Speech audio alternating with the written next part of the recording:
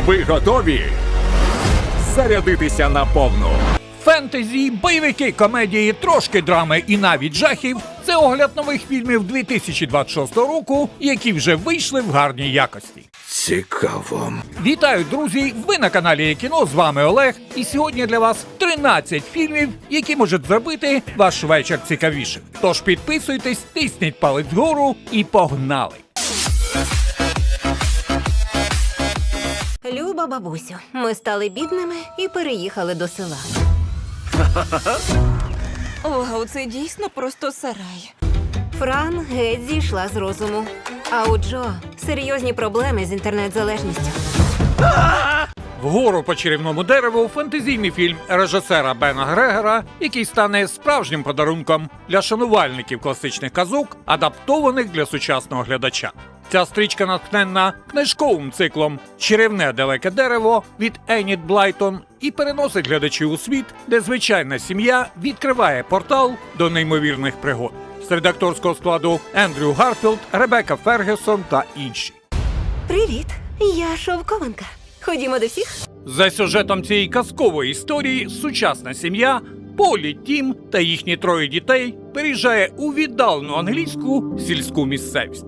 Знемагаючи від нудьги без сучасних гаджетів та пошуку Wi-Fi, діти випадково натикаються на магічне дерево, населене дивовижними істотами. Піднімаючись угору, вони потрапляють у фантастичні світи, де стикаються з неймовірними та небезпечними пригодами, які, зрештою, тільки зміцнюють їхню сім'ю. Пристебніться. Я лечу! Неймовірно. Непогано. Таємні світи магічного дерева. Люди здебільшого недолугий вид. Чого я тільки не бачив зі свого акваріуму. Я так розумію, це тебе наняли мене підмінити. Слухайте, мені потрібна ця робота. Напрочуд кмітливе створіння – нова американська драматична комедія від режисерки Олівії Ньюман. Фільм заснований на одноіменному бестселері Шелбі Ван Пелт, а в головних ролях тут Саллі Філд, Льюіс Пулман і Альфред Моліна, який озвучив восьминого Марцелуса. Фільм розповідає про незвичну дружбу самотньої жінки, розгубленого хлопця і напрочуд кмітливого восьминога, яких поступово об'єднує спільна таємниця. Мої присоски вловили ось що. Леді Чистота і дитинча мають подібну скорботу. За сюжетом фільму самотня вдова Това працює прибиральницею в океанаріумі і несподівано знаходить розраду в дружбі з гігантським тихоокеанським восьминогом Марцелусом. У цей самий час до міста приїжджає розгублений на Кемерон, який шукає свою родину, і поступово саме ці троє виходять на таємницю, що може змінити їхнє життя та зробити його по-справжньому насиченим і щасливим. Так, іноді люди бувають напрочуд кмітливими створіннями.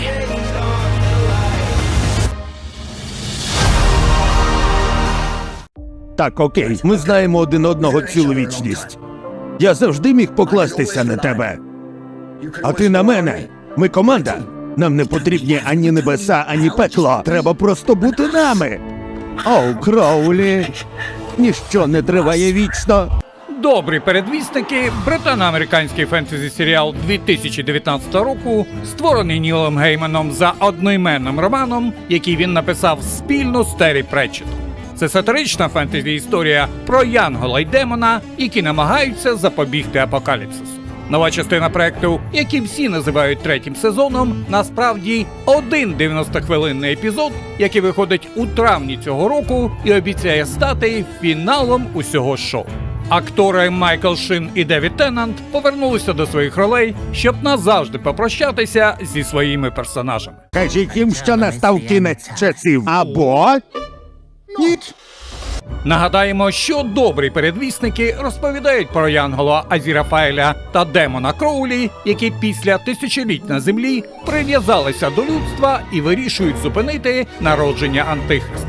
Події поєднують біблійські мотиви з британським гумором, а сюжет розвивається в сучасному світі, де божественні та пекельні сили зіштовхуються у вирішальній битві. Усе пішло шкереберть. Тепер настав наш час. Новий епізод покаже, як після всіх пережитих подій Азірафель і Кроулі знову опиняються перед вибором, який може змінити не лише їхні стосунки, а й баланс між раєм, пеклом і людським світом. Тож попереду не просто чергова фентезі-історія з фірмовим британським гумором, а напричуд емоційний фінал цієї теплої, дивакуватої і особливої історії від Ніла Геймана та Террі Претчета. Я намагався вчиняти правильно. Тримайся, Янголе!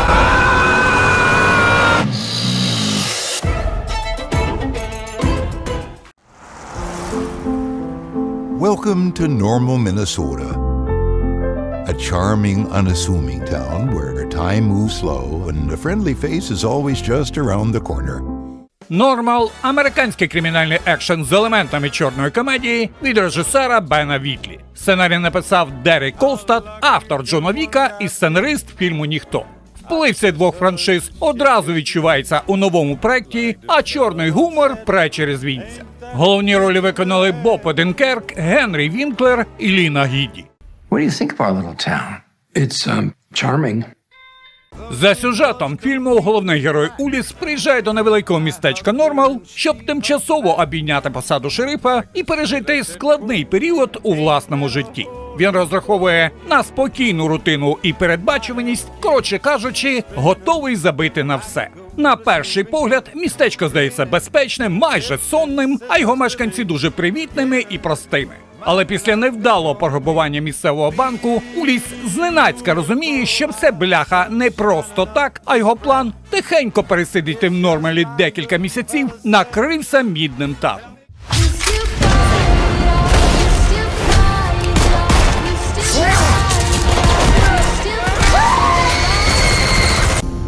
Welcome to Normal. Полковнику? У нас стара бомба у Вестмінстері. Висилаю вам фотографії негайно. Друга світова. Схоже, 1000-фунтова. Оточити радіус на 800 метрів. «Пограбування. План Лондон» – новий британський кримінальний бойовик від режисера Девіда Маккензі. У головних ролях тут Аарон Тейлор Джонсон, Тео Джеймс, Гугум Батороу і Сем Вортінгтон. Фільм розповідає про зухвале пограбування, яке влаштовують просто посеред масштабної евакуації Лондона через смертельну загрозу.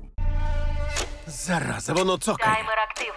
Бомба може вибухнути будь-якої миті в наступні 48 годин. За сюжетом, у центрі Лондона знаходять нерозірвану бомбу часів Другої світової війни, і поки місто поспіхом евакуюють, група досвідчених бандитів вирішує скористатися цим хаосом, щоб здійснити ретельно спланований злочин. Поки сапери оцінюють рівень загрози, тисячі людей залишають будівлі, зокрема і найбільший банк країни, де саме зберігається велика партія алмазів, яка і є ціллю злочинців. Лондон стрімко занурюється в тривожне очікування, вулиці перекривають військові, а всередині самої команди з'являються сумніви, які можуть зруйнувати увесь цей ретельно підготовлений план.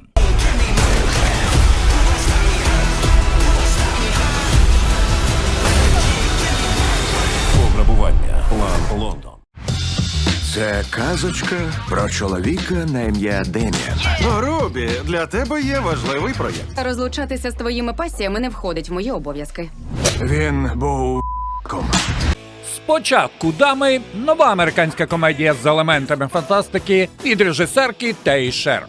Фільм є англомовною адаптацією французької стрічки, а в головних ролях тут Саша Барон Коен, Розамунд Пайк, Чарльз Денс і Емілі Мортімер. Фільм розповідає про самовпевненого рекламника, який раптом опиняється у світі, де чоловіки і жінки помінялися ролями. Дем'яне, чому ти у моєму кабінеті? За сюжетом успішний бізнесмен Деміан Сакс звик отримати все, чого хоче. Він живе в розкоші, будує кар'єру і давно забув, що таке слово «ні». Але в той день, коли герой має очолити велике агентство, його життя раптово перевертається. Деміан опиняється в паралельній реальності, схожій на пекло. Тут чоловіки займають другорядні місця, а керівні посади обіймають жінки. Тепер йому доводиться вчитися жити за новими правилами і протистояти впливовій та впевнений у собі Алекс Фокс, яка бляха точно знає, хто в цьому світі бос. Умієш міняти шини? Ні, я ж чоловік. Трястя. Весілля вже в суботу. Що говоритимеш? Ти про мою промову?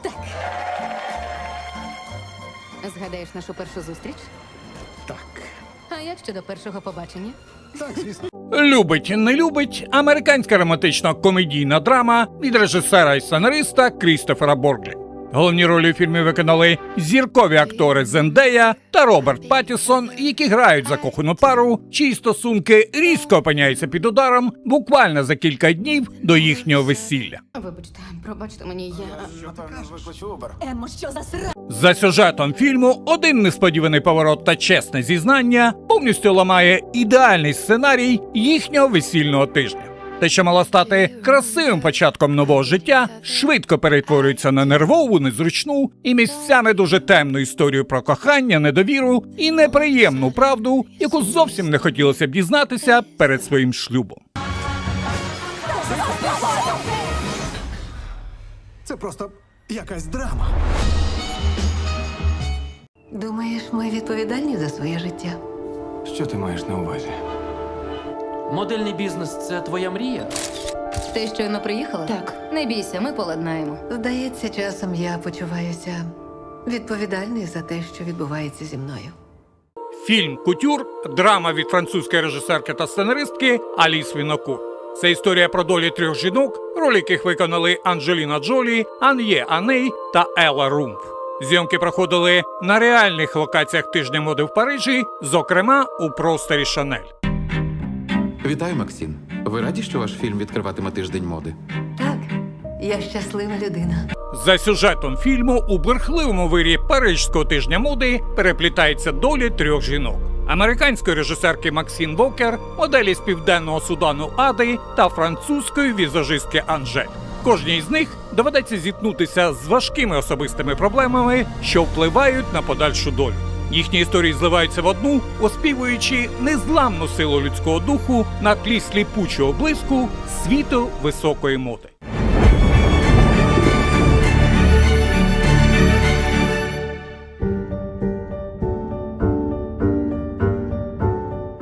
Рів Гоук. Останні 4 десятиліття улюблена кінозірка Америки, яка знялася у 3 найбільших франшизах в історії кіно. Ти зробив перерву на 5 років. І як збираєшся їх пояснити? «Розв'язка» – американська чорна комедія від режисера і сценариста Джонні Гілла. Головну роль у фільмі виконав неперевершений Кіану Рівз, а сам Гіл, Кемерон Діос і Мет Бомер доповнили акторський склад. У центрі історії голлівудська зірка Рів Гоук, який після 5 років тверезого життя змушений зіткнутися зі своїм непростим минулим. Рів Гоук? Рів Гоук. Рів Гоук. Рів Гоук. Я б воліла, аби ти рахувався з нашою думкою, Ріфе.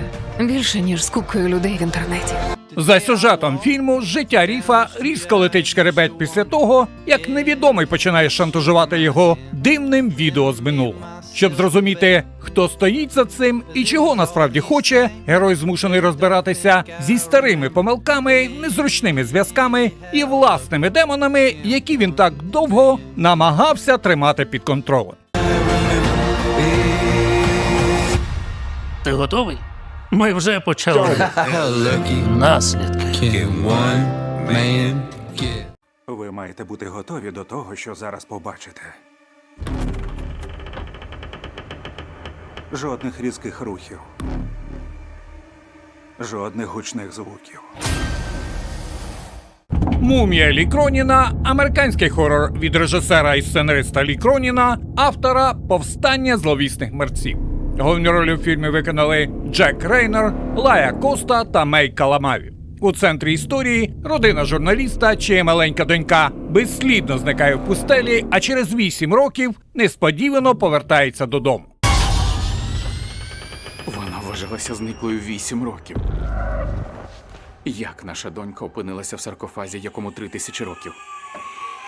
За сюжетом фільму, те, що б мало стати щасливим возз'єднанням, дуже швидко перетворюється на справжній кошмар. Разом із дівчинкою до родини ніби повертається щось давнє, темне і смертельно небезпечне, пов'язане з пісками, похованими таємницями і моторошною силою, яку б краще було б ніколи не турбувати.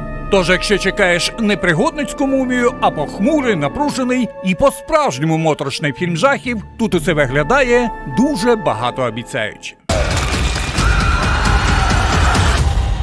Я лише хочу повернути доньку.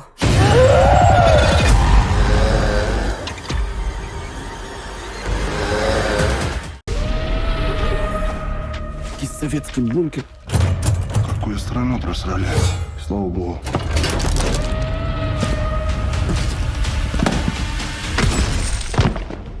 Сарямба. Ненавиджу цих мудаків. Каховський об'єкт – перший український повнометражний зомбі-муві від студії «Фільм.ЮА» та режисера Олексія Тараненка. За сюжетом, після підриву Каховської дамби, загін українських військових на чолі з досвідченою командиркою з позивним «Мара» вирушає у розвідку. Там, на дні висохлого водосховища, вони натрапляють на радянський бункер, де під час холодної війни проводили жахливі експерименти на мирних людях. Це місце називалось Каховський об'єкт. І тепер із темряви виходять вони – мертві солдати, уособлення кривавої Совєтської імперії. У головних ролях Марина Кошкіна, Дмитро Павко та Володимир Ращук. Це зомбі-екшен, у якому герої змушені боротися не лише за життя, а й проти мерзенного минулого, що ніяк не хоче померти. Русські не здаються! Здаюся, коли пізди получаю. Джеку Райане, ти напевне скажеш, що ти цивільний. Бо так і є. А що ти знаєш про шпака? Ви маєте на увазі загін поза законом для таємних операцій, психологічних війн, вбивств? Джек Райан «Війна привидів» – новий американський шпигунський бойовик, який продовжує історію серіалу «Джек Райан» за мотивами творів Тома Кленсі. Режисером фільму став Ендрю Бернстайн, а в головних ролях тут Джон Красінський, Вендел Пірс, Майкл Келлі та Сієна Міллер. За сюжетом, колишній офіцер морської піхоти Джек Райан, який багато чого побачив у гарячих точках, працює в ЦРУ і виконує небезпечні завдання в різних країнах. Начальство цінує його за гострий розум, винахідливість, холоднокровність і хорошу фізичну підготовку. І ось світ знову опиняється перед новою загрозою, а небезпека чатує буквально на кожному кроці. Разом зі своїм начальником Джеймсом Гріром Райан вступає в боротьбу з небезпечними злочинцями. Тож попереду на Джека чекає складна і майже самовбивча місія, яка пов'язана з його минулим. Коли на тебе нападають, правила змінюються. Ти готова? Влаштуймо, Гармейдер. Гадаєш, Бог пробачить нам усе, що ми накоїли? Я про себе не впевнений. А ти? «Каратель. Останнє вбивство» – американський кримінальний бойовик і телевізійний спецвипуск Марвел від режисера Рейнальдо Маркуса Гріна. Це нова історія про Френка Касла, більш відомого як Каратель, а до ролі знову повернувся Джон Бернтал. Схоже, цей спецвипуск має заново ввести Карателя у великий всесвіт Марвел і підготувати його до наступних появ, зокрема у новому фільмі про Людину-павука. Привіт, Френку. Як справи, брате? За сюжетом, після багатьох років кривавого протистояння з місцевими бандитами, Френк Касл намагається залишити життя Карателя позаду і знайти хоч якийсь сенс у тому, що з ним сталося. Але спокій, звісно ж, триває недовго. Його знову втягують у війну з кримінальним світом, де на перший план виходить родина Гнучі. І тепер Карателю доведеться вирішити, чи може він справді зупинитися, або ж йому просто не залишили вибору на інше життя.